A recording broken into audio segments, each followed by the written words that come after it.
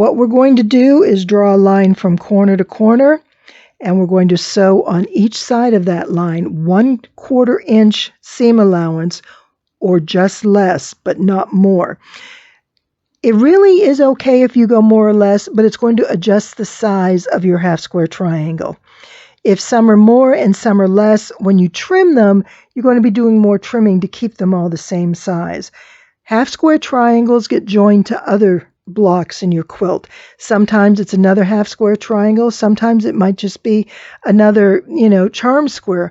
But whatever the case may be, they need to be consistent. So the better you are at being consistent with your seam allowance, the better you'll get consistent results in your finished half square triangles, and you're going to get beautiful blocks that go together fabulously well.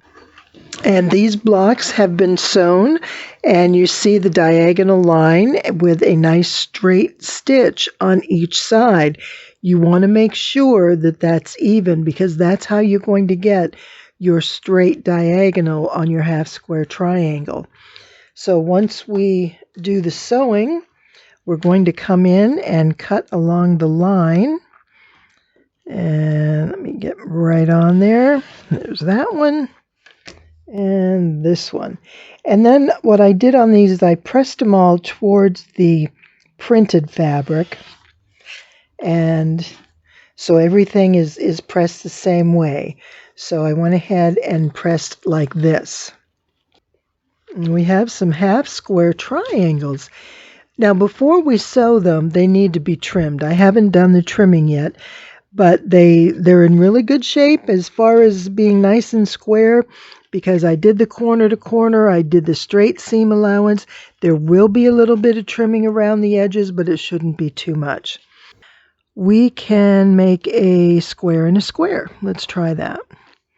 So we need a white one here, like that. And this needs to be a white one. And this is a white one. So you see how we're going around here and just creating this square.